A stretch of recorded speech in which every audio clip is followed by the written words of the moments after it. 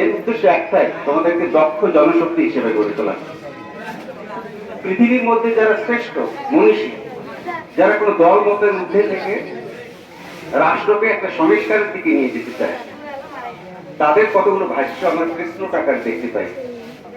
এগুলো কখনো অনলাইন ভিত্তিক পত্রিকায় আসে, আবার কখনো প্রেস মিডিয়াগুলোতেও আসে। আমরা দেখেছি এখানে যিনি ব্যক্তি আছেন, আমি যদিও শিক্ষক, কিন্তু আমাকে পড়ানোর মতো এখানে কিন্তু শিক্ষক আছে।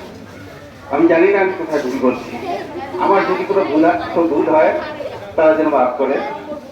আমি সেই বরেণ্য বুদ্ধিজীবীদের কথা বলছি, তাদের কথা যে রাষ্ট্রের শক্তি, রাষ্ট্রের ভারসাম্য এই নতুনদের উপরেই নির্ভর করছে।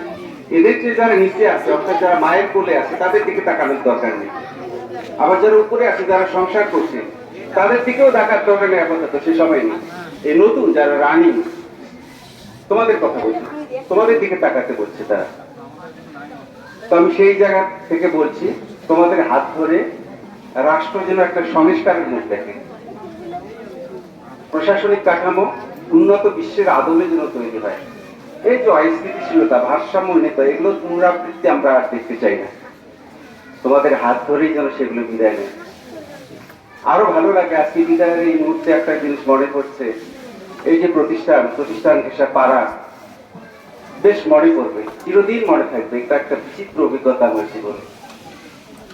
আমার মনে হচ্ছে, শুরু থেকে মনে হয়েছে যে এই প্রতিষ্ঠানের যে সবুজ পাড়া, সবুজ চত্বর আছে পাশে, সবুজ মাঠ, এই প্রতিষ্ঠানের যে একটা গ্রামীণ একটা সভ্যতা, একটা স্ট্যাটাস আছে এখানে, এটা প্রতিষ্ঠানের যে একটা কাঠামো আছে, প্রশাসনিক কাঠামো, সেটাকে অলঙ্কৃত করে। এটা আমি বারবার লক্ষ্য করেছি।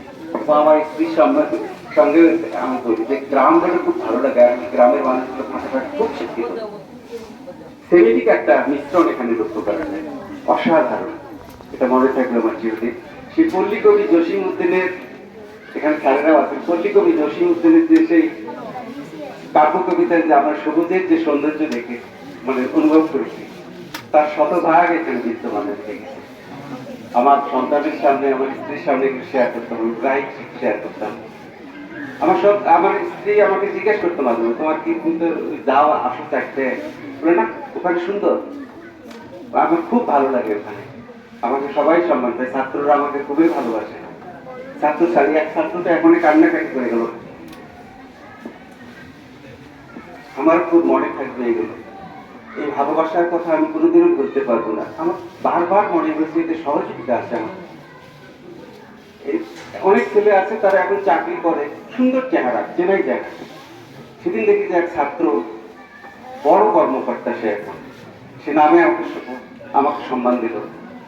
আমার যে এত ভালো লেগেছে যে এত সম্মান, সে যে আমাকে যেভাবে সম্মানটা দিচ্ছে, সেটা দেখে সে শহরে দু চারজন দূর থেকে দাঁড়িয়ে দেখলো, আমাকে আবার জিজ্ঞেস করলো কে সে, আমার ছাত্র ছিল।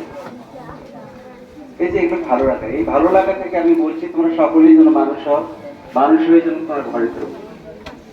তোমাদের জন্য শুভকামনা, তোমাদের উজ্জ্বল ভবিষ্যৎ কামনা করে এখানে উপস্থিত প্রতিষ্ঠান প্রধান আছেন, সহকারী শিক্ষক বৃন্দ আছেন, স্থানীয় পর্যায়ের গুণীজন সুধীজন আছেন, সবাইকে একই সাথে আন্তরিক প্রীতি এবং শুভেচ্ছা জানিয়ে অতীতের যে কোনো প্রস্তুতির জন্য তাদের কাছ থেকে আমি ক্ষমা চেয়ে আজকে বিদায় নিচ্ছি। আর আমার কিছু বলার নেই। ধন্যবাদ সবাইকে।